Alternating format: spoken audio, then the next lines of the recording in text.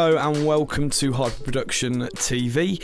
I'm sorry that I haven't uploaded a video in a little while. I've been painstakingly building the brand new website over at www.hyperproduction.tv. It's going to be the place where you can purchase all the audio samples that I use in my videos, as well as gear reviews, and we're also going to be uploading and putting up some studio tours as well, and having some interviews with some quite interesting people within the industry as well.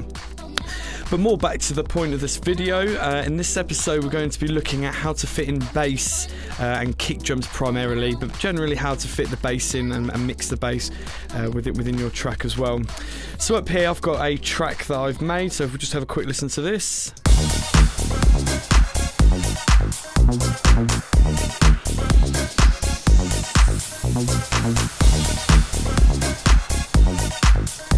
So as you can see here with the brown colour, this is the bass. I just put brown bass, I'm not sure why.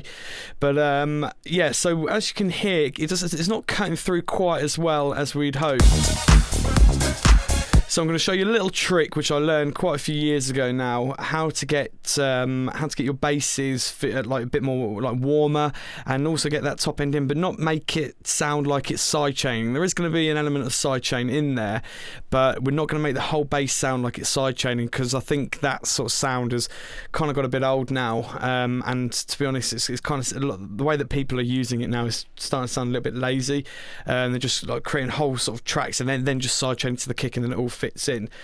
But if you want to have your bass where it's quite apparent and that it sounds like it's been mixed well, then I'll show you a little trick how to use it. So first of all, we're going to duplicate this track twice, and then we're going to copy over the audio files over to there. Now we're going to label them. We're going to call this one bass sub, or bass bottom, bass low, whatever you want to call it. Then we're going to call this one bass mid, and then we're going to call the third one bass top. Now, as you can probably gather, we're going to divide the bass up, same file, into three separate sort of frequency units. So we're going to, let me just show you. So the sub one, we're going to get the EQ up, and then we're going to pull down the high cut. Let's put it down to around... So let's just make sure the cue's on point. And we're going to put the shelf at around about 48, because that gives it a nice sort of block wall effect. So because obviously we're going to be dividing the parts, so it just makes it a bit easier to divide them up. So we'll put this one to around about, we'll say about 70. And now this, it's only going to be the sub that we're going to be sidechaining. As we go further on in the video, you'll understand sort of why. And I'll explain a bit more about the other frequencies as well. So if we just solo that against the drums.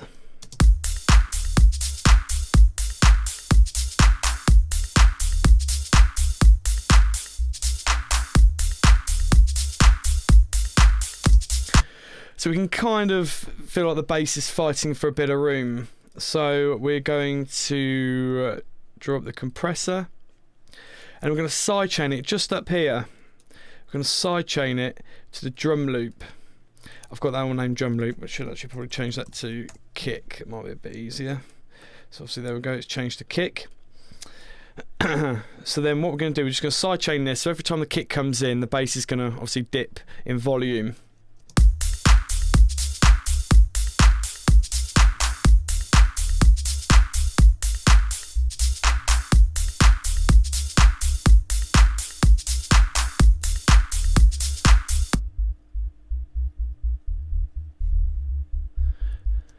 Just going to make that a little bit more apparent, just to make sure that there's plenty of room for both.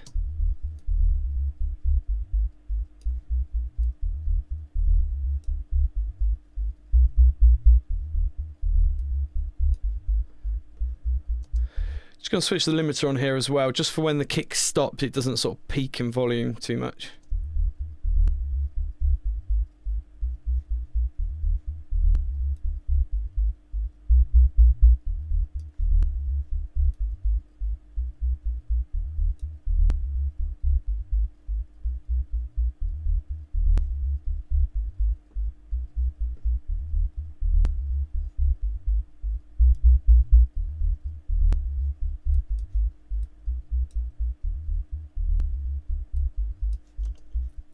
Okay, cool. So then the next one, this mid, let's just solo this. We're going to put a high cut and a low cut on. So if we first do the high cut, so we cut the, sorry, we high cut the sub to about 90. So we're going to bring this up, and don't forget, because we haven't put too much of a steep shelf on it, which is this here, we're going to just go a little bit above 90, just because there's a bit of an overspill as well. So we'll take it to about 120, and then we're going to high cut this one. We'll say to about, we'll do about 1300, and then keep the shelf the same. And then let's have a listen to these two together, just the drums and the mid bass.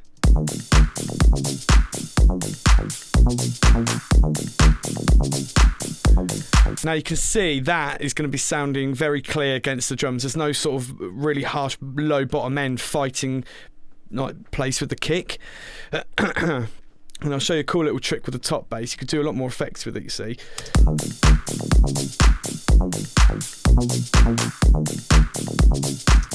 So that's sounding okay. And then the top, we're going to get the EQ up. Now you don't have to put a high cut for this, just put a low cut. So then we're going to put that up to 48 steepness. And then we're going to bring this one up to just a little bit past 1300 hertz. So we'll do about 1380, and then we'll just have a little look at this.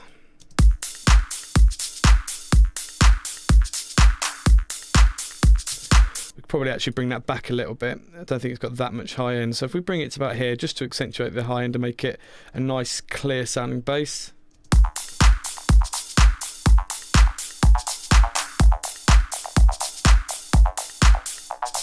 Now I'm just going to dip it as well at around about 1380. As well, just so that it doesn't, the frequencies don't pile up in that area for when we bring in the mids as well. I'll bring the mid as well, and then I'll bring in the sub.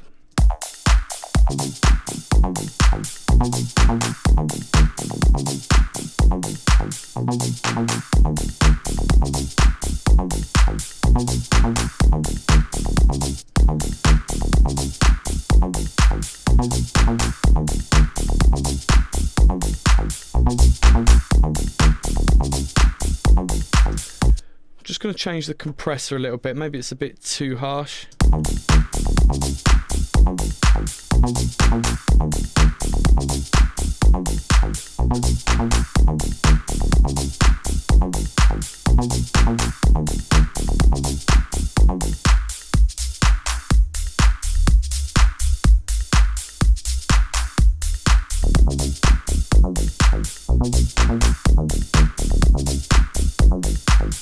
And you can start to get a feel about how the bass is going to be fitting in there quite nicely. Like, it doesn't sound sort of just a cheap way of sidechaining. You're kind of masking the sidechain in a way.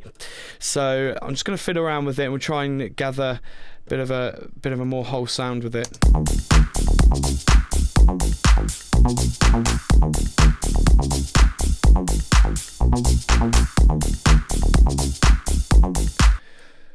Might just change the EQ on the mid for where we've low cut it slightly.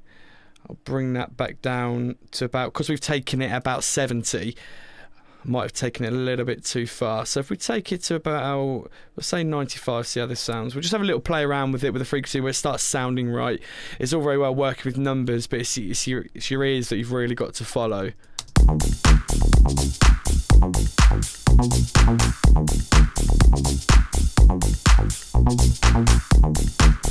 Yeah, I think that's sounding good.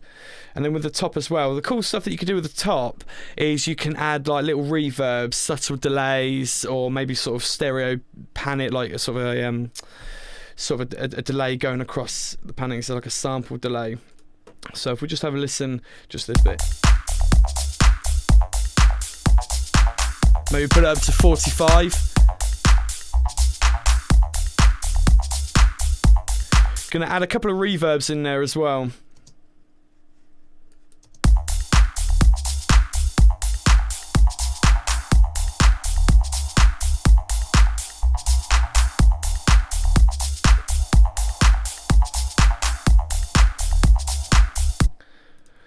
And finally, let's just put a little delay on there. just to add a bit of ambience, just to make the bass sound a bit more apparent, just to make it sound a little bit different. So I've just left it on a crotchet note there. I've put the feedback around about there because I don't want it sort of coming back and distorting on itself. I've just taken a bit of the low end out of that, but to be honest, because we've high cut it already, you can kind of just leave it as it is. Make sure the dry's all the way up, and we're going to put about halfway in, but we can always play with that.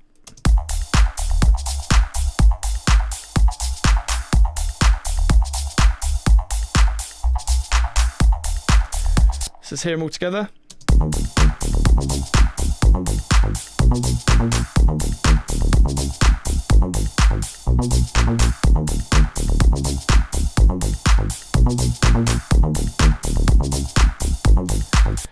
Just for a bit more of a desired effect, I might put a tiny bit of overdrive on there just to give it a bit more crunch. So a little trick here as well with the overdrive on the bass, but I'll explain this in another tutorial. When you put it up like that, if you just, because it tends to like add a lot more volume, a bit more output volume. So every time you go up one, you bring down.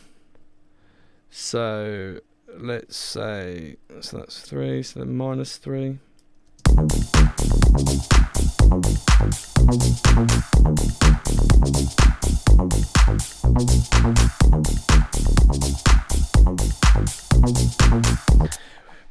Overdrive's a really good way of making your basses apparent as well. So that's it for this episode. That is how you make your basses fit within a track. If you just want to have a quick listen to the whole track, see how it sounds as well.